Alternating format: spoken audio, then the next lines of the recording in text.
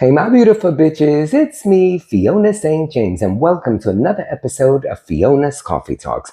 And as always, I like to start off every day with a fresh, hot, black cup of coffee. Hold the cream! I'd love to. And of course, I think of my favorite quote of the century by Oscar Wilde, which says, life is too important to be taken seriously, so lighten up, folks. So today's topic is, drumroll please, Life of an Empress Part 2. Okay, so the Imperial Court of New York, Episode 1, which was the overview. I joined 1992. I was very involved the first few years, but then there was a definitive moment there for a couple of years where, like, I was still technically a member, but I didn't do much with them. Then fast forward 2000, I was thinking that year of running for Empress, because then, like, the 6 months leading up to that, up to the elections, I suddenly got super involved. But then it occurred to me, no, let me wait another year before I do that.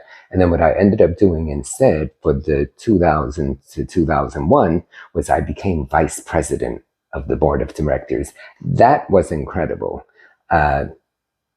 Very time consuming on my own accord because, I remember at the first board meeting, our president at the time, she said to me, okay, so the job of the vice president is to, kind of like create events and like chair things, kind of like she said, like being the social committee or like, so I so took that to heart. Now, up until that point, like the vice presidents that we had, you do attendance every month at the meeting and they didn't necessarily like, they would do things. Anyone could chair any event, but I took it to such a level where like I was then starting to create events or like if they were like annual events that would happen, I took it upon myself to chair them, and by chairing them, that means like getting all the performers, getting it all together, dealing with the venue. It was a lot, but it was wonderful. I'm so OCD that managing things like that comes very easy to me. So, it was quite the year for me. And also what it did also was, then like after that, people then realized, wow, the job of vice president could be a lot of fun.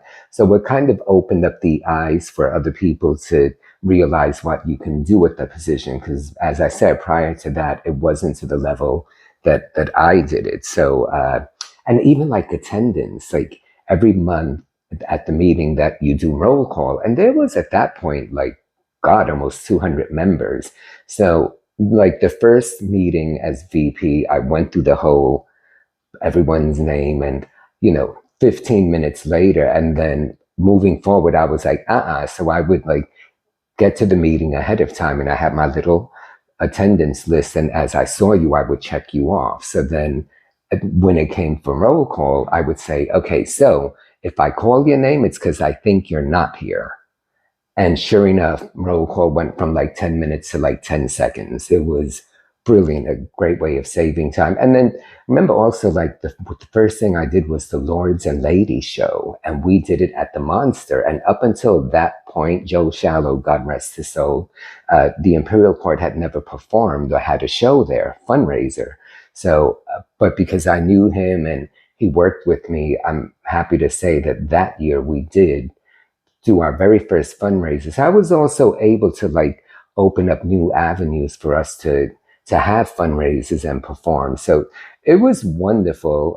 I was like in drag 24/7, it seemed, and it just seemed like I was in charge of a lot of things. And as I said, creating events, or just even if it wasn't a fundraiser, just like creating social things. Like I remember even one Sunday at Chez Suzette's, I don't even know if that place is still around.